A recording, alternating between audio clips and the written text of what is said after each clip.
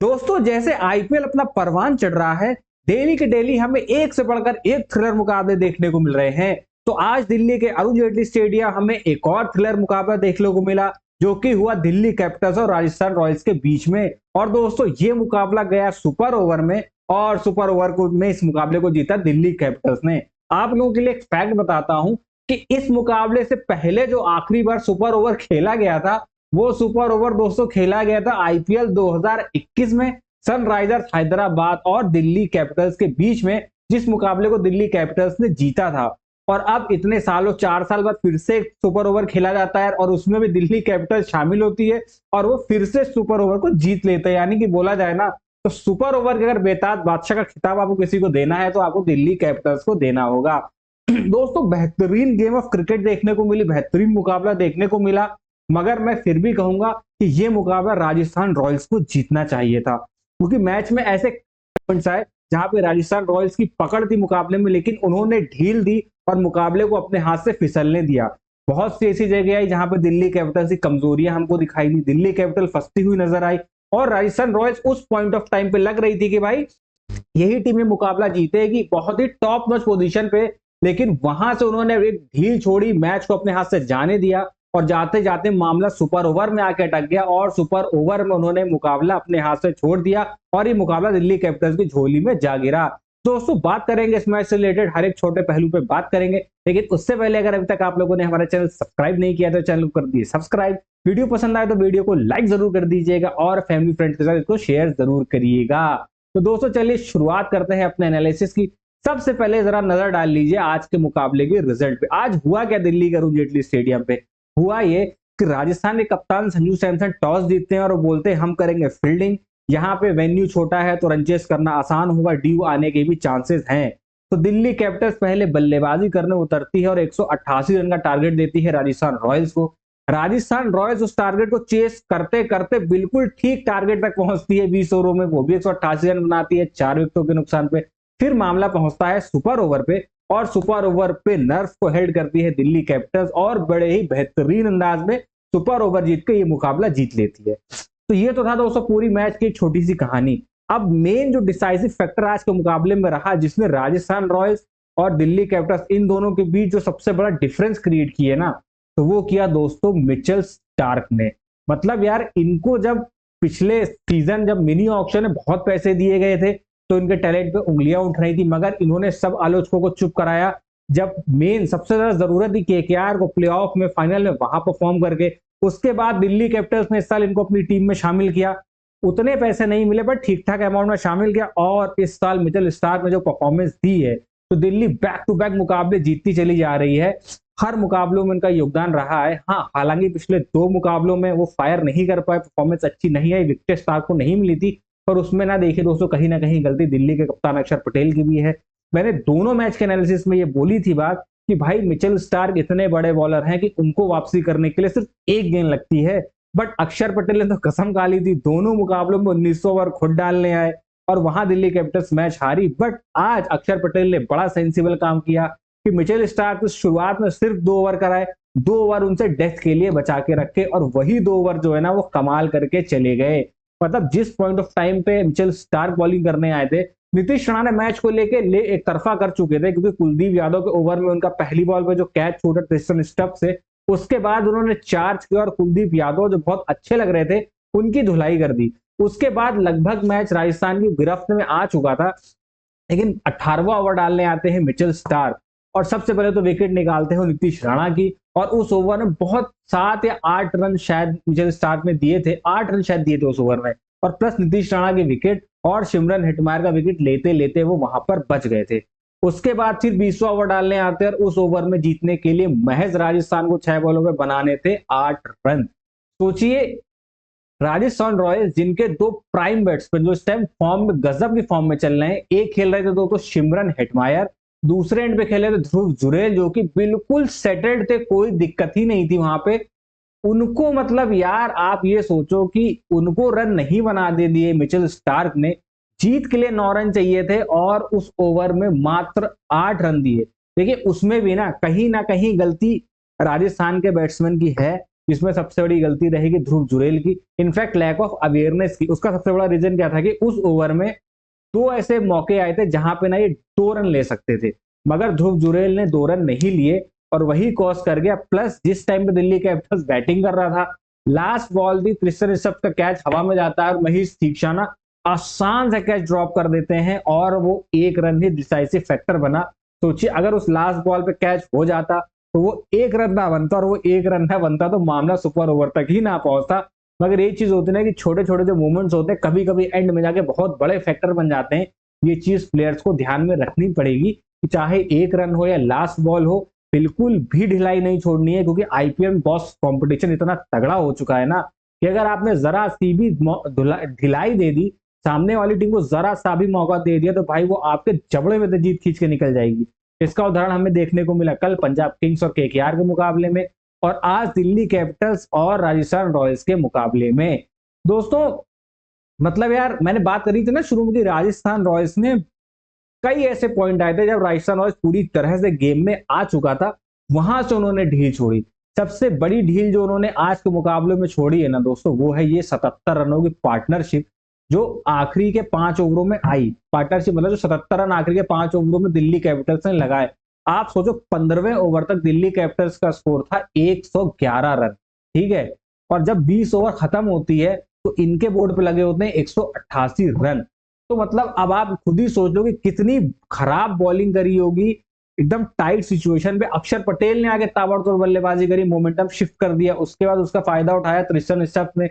15वें over तक सोचिए अभिषेक पोरल KL Rahul इतने फंसे हुए नजर आ रहे थे कि जो उनकी पार्टनरशिप थी वो लगभग रन बॉल थी, उससे कुछ खास ज्यादा थी नहीं, लेकिन अभिषेक पोरल की विकेट गिरी। उसके बाद आते हैं अक्षर पटेल, और अक्षर पटेल ने ना कैप्टेंसी नॉक खेली जहां सबसे ज्यादा अक्षर पटेल की बैटिंग की जरूरत थी। बड़ी उम्दा पारी खेली अक्षर पटेल ने, 14 बॉलों में 34 रन बनाए, 4 चौके 2 छक्कों की मदद से, और वहीं से पूरा मोमेंटम ना दिल्ली की तरफ उस टाइम पे शिफ्ट हो गया। और सबसे बड़ी गलती जो करी है ना यार, मुझे समझ नहीं आ रहा कि किस लिहाज की बॉलिंग ये कर रहे थे। संदीप शर्मा जो कि डेथ स्पेशलिस्ट है राजस्थान रॉयल के, भाई वो बॉल डालने आते हैं, मतलब मुझे कुछ बात समझ में नहीं आई। आप कैसे इतने कैजुअल हो सकते हो लास्ट के ओवर में। मतलब यार संदीप शर्मा, आपसे उम्मीदें थी, 19 रन देके गए संदीप शर्मा लास्ट ओवर में। अब 19 रन में आप ये सोचो 4 वाइड बॉल, 1 नो बॉल, मतलब आपने 5 बॉलों, मतलब ओवर कितना लंबा कर दिया, 5 बॉलें तो ये हो गई, और उसके बाद 6 5 बॉलें 10-12 ओवर का तो आपने बॉलों का ओवर डाला। और इतने एक्स्ट्राज भाई मायने रखता है, लास्ट ओवर है आपका, एक आधा चौका पड़ जाता तो पड़ जाता, मगर सेम अप्रोच और एक डिसिप्लिन ना फास्ट बॉलर के लिए बहुत जरूरी होता है। आप इतनी वाइड दोगे, 4 वाइड 1 नो बॉल दे रहे हो, उसके बाद छक्का खा रहे हो, चौका खा रहे हो, 19 रन दे के जा रहे हो, तो आपकी टीम देखिए वहां से जीत नहीं पाएगी। जबकि मौके बहुत मिले राजस्थान रॉयल्स को, कैचेस ड्रॉप हुए, फील्डिंग में बड़ी खामियां करे दिल्ली कैपिटल्स ने भी, मगर लास्ट में जो फर्क पड़ता है ना वो एक्सपीरियंस का फर्क पड़ता है, और वो फर्क ला के डाला मिचेल स्टार्क ने। सुपर ओवर डालने भी मिचेल स्टार्क आए। बस आज मिचेल स्टार्क का एक ही प्लान था, कोई outside the off stump ball नहीं, कोई शॉर्ट डिलीवरी नहीं, नथिंग, सिर्फ टप्पे पे यॉर्कर डालनी है। और आज मिचेल स्टार्क की कोई भी यॉर्कर मिस नहीं हुई, सिवाय एक यॉर्कर के जो सुपर ओवर मिस हुई थी, उस पर शिमरन हेटमायर ने चौका लगाया था कन्विंसिंगली। उसके अलावा एक भी यॉर्कर नहीं मिस हुई, चाहे आप 18वां ओवर देख लो, 20वां ओवर देख लो या सुपर ओवर देख लो, यॉर्कर आज मिचेल स्टार्क ने मिस नहीं करी। बोलते हैं ना जहां मैटर खड़े होते हैं वहां स्टार्क खड़े होते हैं, तो बस वही वाली सिचुएशन हो गई और राजस्थान बेचारे मैच नहीं जीत पाए। और एक कंसर्न की बात और रही आज राजस्थान रॉयल्स के लिए, भाई संजू सैमसन की इंजरी। देखिए जिस टाइम तक संजू सैमसन और यशस्वी जायसवाल खेल रहे थे, लग ही नहीं रहा था कि कहीं से भी राजस्थान रॉयल्स ये मुकाबला हारने वाली है, राजस्थान ये मुकाबला हारेगी। मगर वही बात हो जाती है कि देखिए इंजरी का आप कुछ नहीं कर सकते, किस्मत जब खराब होती है तो होती ही है। संजू सैमसन के भाई साहब बॉल लगी और उनके रिब्स में शायद चोट लगी थी और वो बाहर हो जाते हैं। विपराज निगम की बॉल थी, उनके लगी, हालांकि नो बॉल हुई, बट जो चोट लगी उसकी वजह से ना तो संजू सैमसन बैटिंग कंटिन्यू कर पाए ना विकेट कीपिंग कर पाए। अब दिक्कत ये बात थी अगर ये चोट ज्यादा सीरियस हुई, में भी अभी इंजरी से वापस आए हैं रिहैब करके, अगर चोट सीरियस हुई, स्कैन वगैरह में कोई दिक्कत निकली, टूर्नामेंट से तो मैं नहीं कहूंगा, बट अगर 1-2 मैचेस संजू सैमसन मिस कर तो राजस्थान रॉयल्स के लिए बहुत बड़ा झटका होगा, क्योंकि ना तो वो अपना लीडर खोएंगे, साथ ही साथ एक इन्फॉर्म बैट्समैन को भी खो देंगे। और अब मौका बिल्कुल नहीं है राजस्थान के पास कि यहां से वो मुकाबले हारे। यानी कि आप एक तरह से समझ लो चेन्नई सुपर किंग्स की जो स्थिति है वही स्थिति राजस्थान रॉयल्स की भी बन चुकी है। तो हम भगवान से प्रार्थना करेंगे भाई कि संजू सैमसन जल्दी ठीक हो जाए, कुछ ज्यादा सीरियस इशू ना हो। बात कर लेते हैं जरा बैटिंग की, तो ज्यादा कुछ है नहीं बात करने को। दिल्ली की तरफ से अभिषेक पोरल के 49 रन आए 37 बॉलों में 132 के स्ट्राइक रेट के साथ, 5 चौके और 1 छक्के की मदद से रन उन्होंने बनाए। आज फिर जेक फ्रेशर मैकगर का बल्ला बिल्कुल भी नहीं चला, बिल्कुल फ्लॉप हो रहा। करुण नायर से बहुत ज्यादा उम्मीदें थी लेकिन भाई वो रन आउट हो गए, एक मिसअंडरस्टैंडिंग हुई दोनों अभिषेक पोरल और करुण नायर के बीच में, इसके चलते करुण नायर बोलते रन आउट हो गए।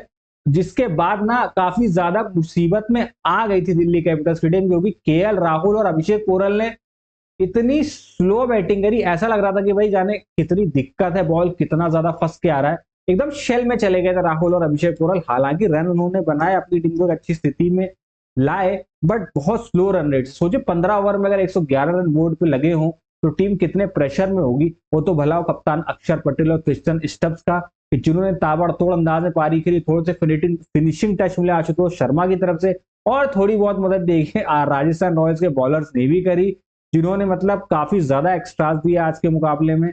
9 एक्स्ट्रास थे जिसमें तो लास्ट के ही ओवर में 5-6 रन एक्स्ट्रास से आ गए थे, जिसके चलते दिल्ली कैपिटल्स 188 रन का स्कोर बोर्ड पे लगाने में कामयाब हो गई। बात करें दोस्तों नीतीश राणा ने आज बहुत अच्छी परफॉर्मेंस दी। जब तक राणा जी मैदान में थे लग ही नहीं रहा था कि दिल्ली मैच हारेगी, राजस्थान मैच हारेगी, और जिता ही ले गए थे। वो तो इनके सामने मिचेल स्टार्क की जो ब्रिलियंस होती है ना वो आ गई, और राणा जी एन मौके पे 51 रन बना के आउट हो गए। वरना अगर राणा जी आउट ना होते तो राजस्थान रॉयल्स को कोई मुकाबला हरा नहीं पाता। 51 रन बना 28 बॉलों में 182 के स्ट्राइक रेट के साथ, 6 चौके और 2 छक्के शामिल थे। यशस्वी जायसवाल जैसे की उम्मीद थी उनके बल्ले से भी रन आए, तो दिक्कत वही हो रही है यशस्वी जायसवाल के साथ भाई, स्ट्राइक रेट 137 का मात्र आज भी स्ट्राइक रेट था। 37 बॉलों में 51 रन की शानदार पारी आई, 3 चौके 4 छक्के। पारी देके जायसवाल के लिए शानदार है, स्कोर कार्ड के हिसाब से भी शानदार है, बट टीम हिट के हिसाब से उतनी शानदार नहीं है, क्योंकि जब आप 188 का टारगेट चेस कर रहे हो तो स्ट्राइक रेट ना थोड़ा सा बेटर हो सकता था। यही 137 की जगह 150 प्लस का होता तो शायद इनकी टीम सुपर ओवर तक ना चाहती और ये मुकाबला जीत जाती। सुपर ओवर की अगर दोस्तों बात की जाए तो उसमें भी राजस्थान ने बहुत ही खराब गेम दिखाया। सबसे बड़ी बात थी यार सिलेक्शन की।